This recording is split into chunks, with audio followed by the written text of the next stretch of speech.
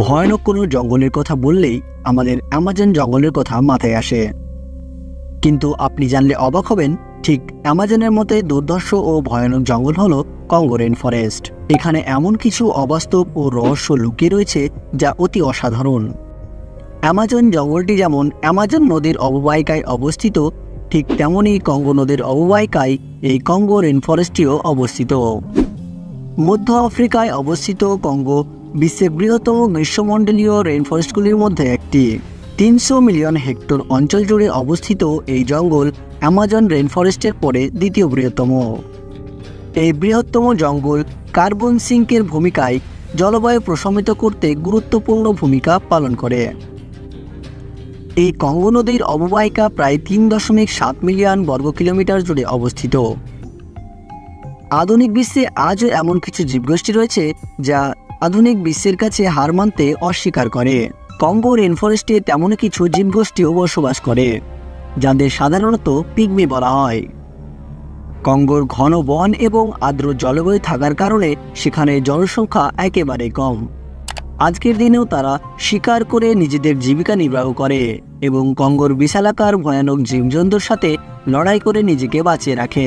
বর্তমানে সেখানে বান্টু নামের একদল জীবগোষ্ঠী বসবাস করে, যারা কিনা বিভিন্ন দৈত্যাকার প্রাণীদের সাথে লড়াই করে আজও তারা আদিম মানুষের মতো জীবনযাপন করছে। ওয়াইল্ড রিসোর্স ইনস্টিটিউট অনুমান করে কঙ্গো রেইন ফরেস্টের আশেপাশে বর্তমানে প্রায় 80 মিলিয়ন মানুষ বসবাস করে। ঘন বন ও আর্দ্র জলবায়ুর কারণে সেখানে বৃষ্টিপাতের পরিমাণ প্রায় 1500 থেকে 2000 মিলিমিটার হয়ে থাকে। উচ্চ বৃষ্টিপাতের তালিকায় দ্বিতীয় স্থানে রয়েছে এই জঙ্গলটি। এখানে সাধারণ তাপমাত্রা 20 থেকে 30 ডিগ্রি সেন্টিগ্রেড হয়ে থাকে, যা আফ্রিকার মরুভূমির তুলনায় অনেকটাই কম। আপনারা বিশালাকার সাপ হয়তো সবাই দেখে থাকবেন। আপনি হয়তো ভাবছেন বিশালাকার সাপ বলতে হয়তো অ্যানাকোন্ডা কিংবা পাইথন হবে, কিন্তু না। বিশ্বের সবচেয়ে বড় সাপেরও প্রমাণ রয়েছে এই কঙ্গো রেইন ফরেস্টে, যা প্রায় 50 ফুট পর্যন্ত লম্বা ছিল। রেমি ভ্যান লিয়াদ নামের একজন বেলজিয়াম পাইলট তার প্রমাণ দেয়।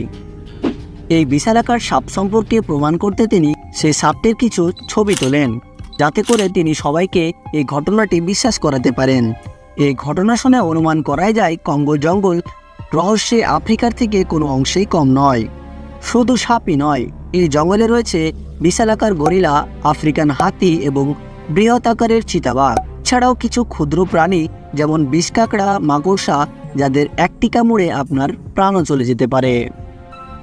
কঙ্গো রেইন ফরেস্টের বাস্তুতন্ত্রে প্রায় 400-রও বেশি স্তন্যপায়ী প্রাণী এবং 1000 প্রজাতির পাখি এবং 700 প্রজাতির মাছ রয়েছে। কঙ্গো রেইন ফরেস্টে ভারী বৃষ্টিপাতের কারণে উঁচু গাছ জন্মায়, যা প্রায় 80 থেকে 90 ফুট পর্যন্ত হয়ে থাকে। সেখানে শাল সেগুনের মতো গাছও দেখা যায়। এই কঙ্গো নদীকে ঘিরে আজও কিছু রহস্য রয়েছে যা প্রত্নতাত্ত্বিকেরা তার সন্ধানে রয়েছে।